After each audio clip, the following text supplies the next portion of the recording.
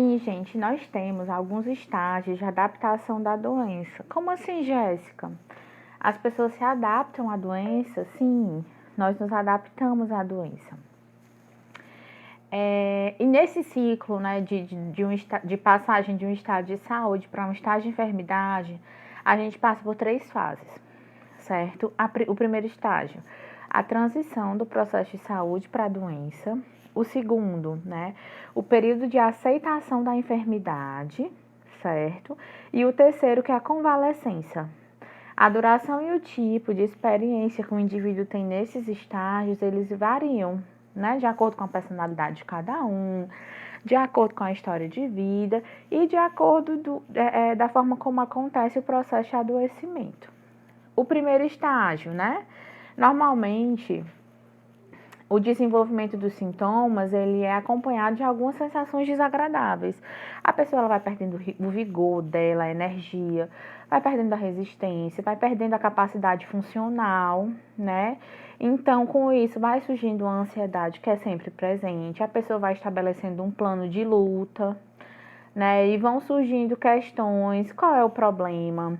Será que o médico, será que o hospital são bons, vão saber me auxiliar? Será que vai resolver, né?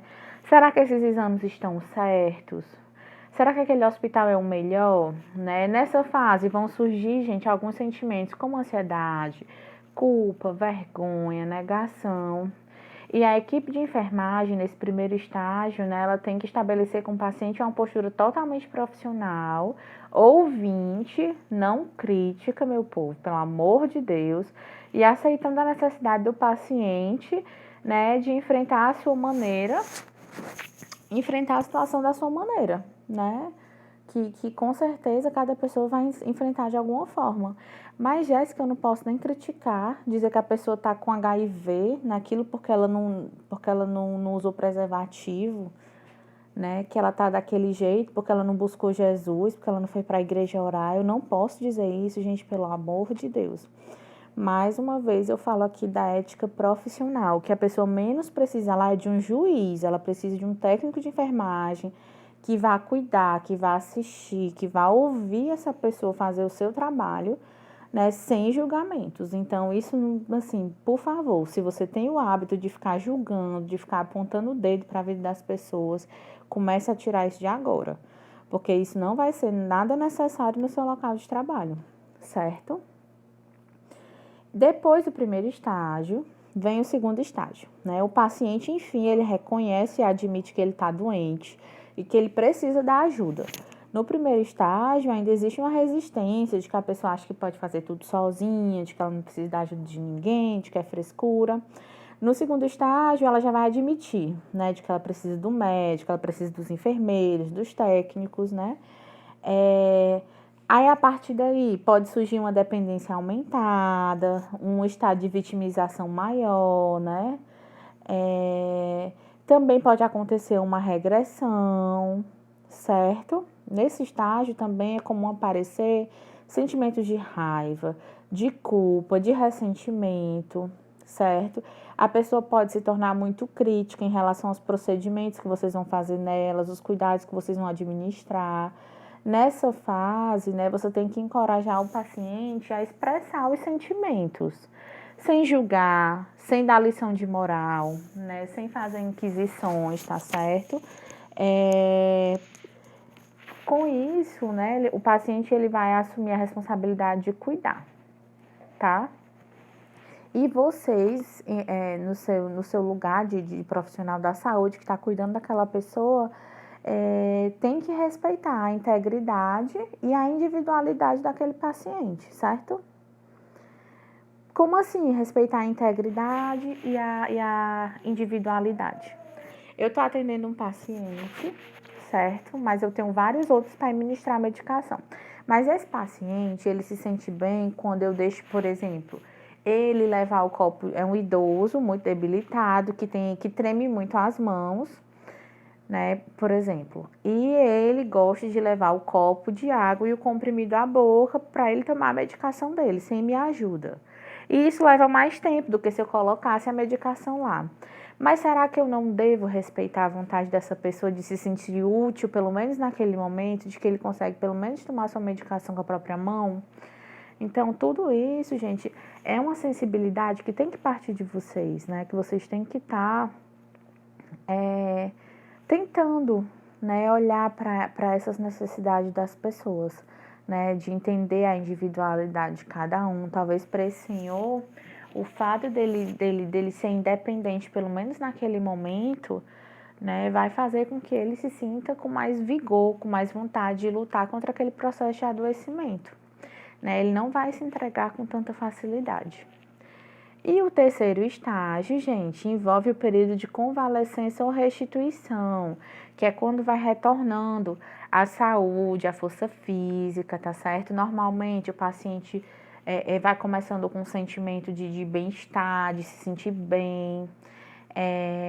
Com isso, né, ele vai desistindo daquela situação de dependência que ele tinha se colocado, daquela posição, né, de regressão, que eu falei para vocês que às vezes ele regride, ele já vai deixando isso de lado, e ele vai começando a retomar suas responsabilidades, né, de adulto, começando a se relacionar melhor, certo?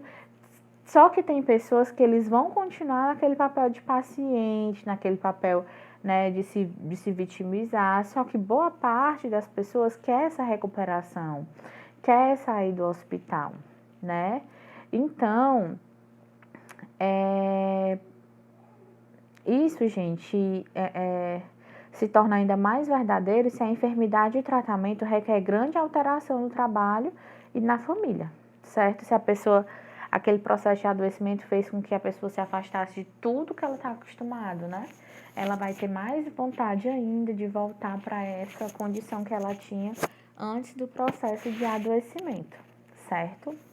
A equipe ela pode auxiliar o paciente nesse estágio, assumindo um papel, por exemplo, de um pai de adolescente. Como assim, né? Relaxando na proteção, apenas orienta, mas entende que o progresso, que o andamento daquilo ali, quem tem que dar é a pessoa. Você vai só dar um aconselho, né? Um aconselhamento, você vai só encorajar, orientar, mas a pessoa vai caminhar com suas próprias pernas, né? Então, você vai se retirar de lado, encorajar o paciente para que ele consiga reaver ou adquirir suas novas habilidades. Isso você só vai entrar em cena quando realmente for necessário, ok? E a família como paciente. Como assim, Jéssica? A família também vai ser meu paciente? Com certeza, certo? Quando a gente fala do ambiente hospitalar, vocês vão ter que atender não só o paciente, mas também a família, aquele familiar que está acompanhando, aquele familiar que está lá o tempo todo, né, cuidando do paciente, querendo saber do estágio, da evolução, da doença, tá certo? Então, para começar, é essencial que a família ela entenda, né, a natureza da alteração da saúde e as implicações, né? Então, é importante que sejam dadas explicações individuais aos membros da família ou até incluir quando for falar com o paciente sobre o quadro. Desse modo, né, quando a gente deixa claro os cuidados que vão ser necessários, o que é que vai precisar ser feito, o familiar ele ajuda a assumir os cuidados para quando o paciente for ficar impossibilitado, né, de realizar algumas tarefas. Então, a família como um todo, ela se torna como um aprendiz do profissional de enfermagem, né, porque ela vai aprender a fazer algumas coisas para ajudar no cuidado daquele paciente que vocês podem precisar não fazer mais, tá? Ela se torna mesmo um aprendiz do profissional de enfermagem. A situação econômica da família, gente, é um fator de influência fundamental. E ela determina também como o indivíduo e como o familiar vão se comportar em relação à saúde. Em alguns casos, vocês vão precisar da ajuda de um assistente social, né, para fazer uma análise cuidadosa da situação financeira da família. Ele também deve estar apto a ajudar os pacientes a procurarem um tratamento de saúde de baixo custo, né? Orientar, encaminhar, né, para onde aquele paciente deve ir, para ele dar continuidade ao tratamento dele. Tem pacientes, né, que não entendem termos médicos, que precisam mesmo de uma ajuda mais social para dar continuidade ao tratamento. Por exemplo, se o paciente ele precisar de assistência para trocar um curativo, né, alguma coisa, mas ele não tem dinheiro para comprar, né, o material para o curativo, onde é que ele deve ir, certo? Então, o assistente social ele vai orientar dessa forma, certo? O consenso, gente, de todos os familiares é importante, né? E é um modo de resolver conflitos de tarefas. Um outro método é quando a gente delega responsabilidade para familiares, né?